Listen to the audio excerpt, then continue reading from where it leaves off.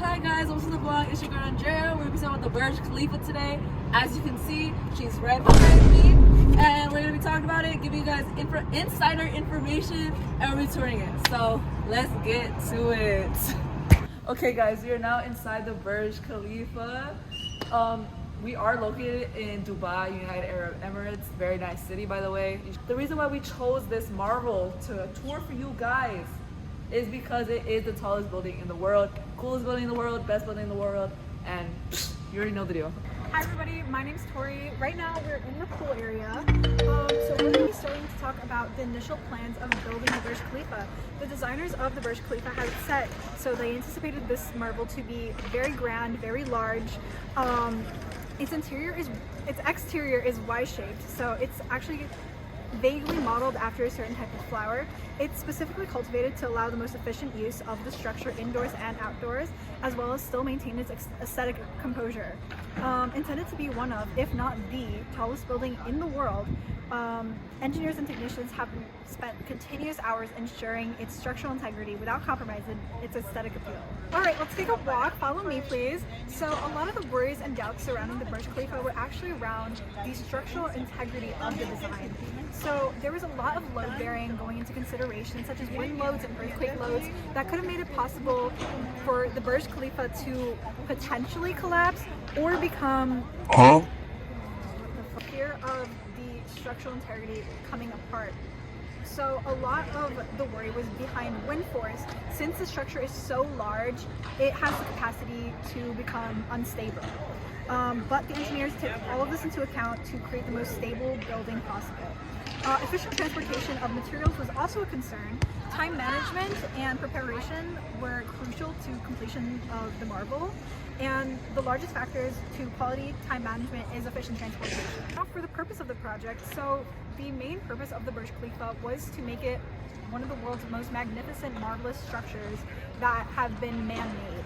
So it was meant to show a lot of the skill and power of modern day engineering. It has multiple uses, such as a commercial building, residential ward, and place for hospitality, mainly for tourists that visit Dubai. We're in the lobby of the Burj Khalifa right now. I got an original Cloud Monet right here. Spent like 4 bands on that thing. Yeah, so to our subscribers, if you guys think we don't love you, that's a lie. This building right here is owned by Amar Properties. It's the largest real estate company in all of United Arab Emirates. They're behind some of the largest projects in the entire country: the Dubai Fountain, the Creek Tower, and the Dubai Mall, the largest mall in the world. So the engineers, the lead designers behind this project are from a firm in Chicago. The lead architect, chief engineer, was Adrian Smith. He's an FAIA, fellow American Institute of Architects, and they also partnered with the Royal Institute of British Architecture, RIBA. 3 major companies are behind this building: were Samsung CT of South Korea, Arab Tech, and B6 of Belgium.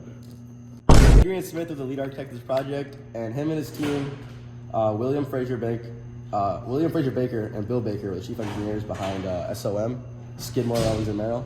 And so their team was they used many different analytical practices and design tactics to overcome challenges that were behind this high-rise building that's over half a mile tall. So the budget was split between design, materials, labor, and project management. The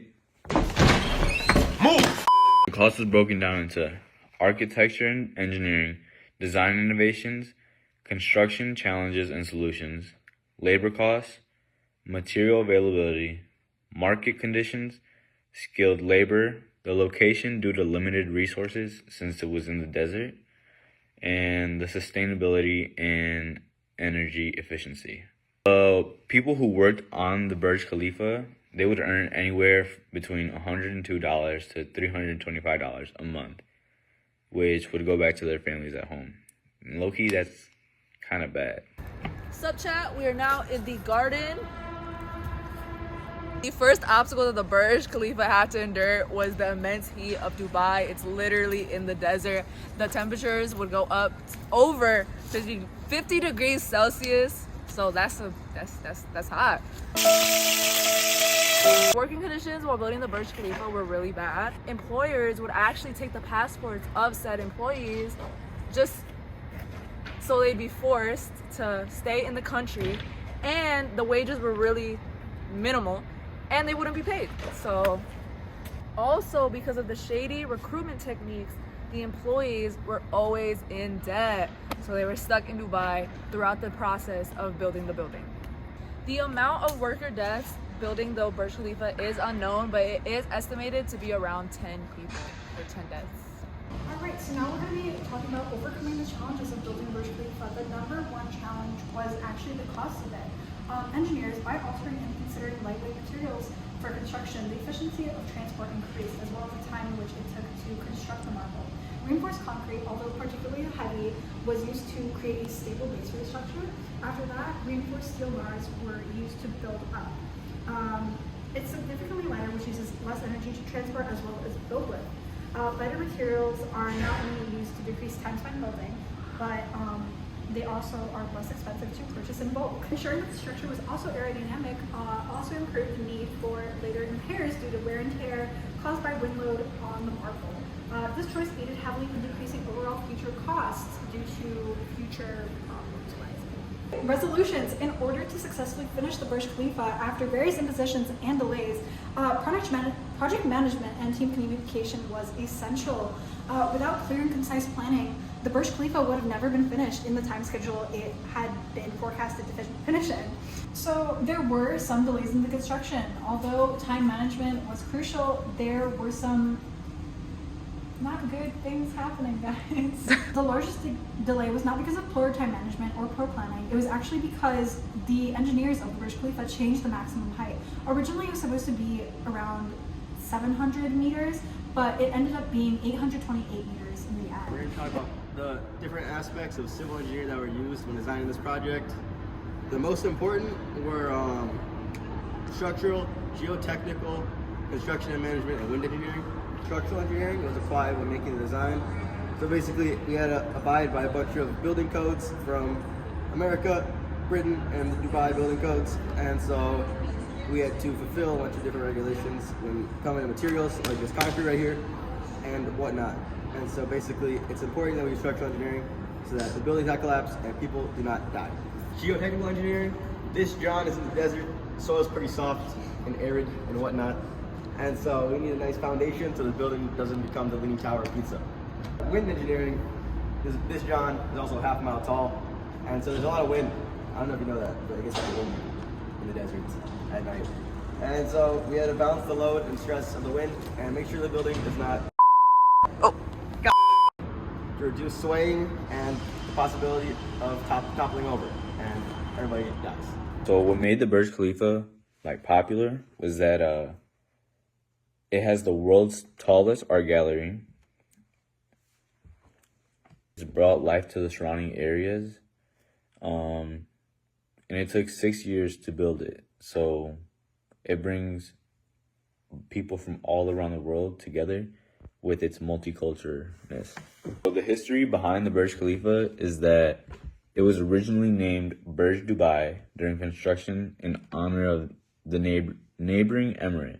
Abu Dhabi has broken many records, some of which include the world's tallest building, the world's tallest freestanding structure, the world's highest occupied floor, and the world's highest observation deck. The way that the community benefited from the Burj Khalifa is that it's created jobs.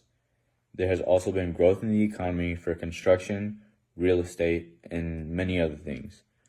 The Burj Khalifa has also contributed to the growth of architecture, interior design, and engineering. It has also increased tourism, which has also benefited the economy with the money that they bring in. Hi guys, so we learned about the different companies that built and owned the Burj Khalifa. Something that was intriguing about it was how one of the said companies were based in Chicago, so that's something cool to think about. Something that surprised us the most was how during construction the plans were altered. So basically they wanted to keep the title of tallest building in the world, so they made the building even taller than how it was originally supposed to be. So the area that interested us the most was how badly the workers were treated. You'd think that since the building is so luxurious that the workers were treated well, but it was quite literally the opposite. Most of them, if not all, were immigrants, and they were barely getting paid. The working conditions were dangerous. they were stuck in the immense heat and their passwords were taken away, so they were stuck in Dubai for the time being. So it was very sad to think about. Okay, chat, that's all for today's video. I hope you enjoyed our little tour and the information we were able to give you. I'll see you guys in the next video. Love you all. Bye. I just wanna be part of your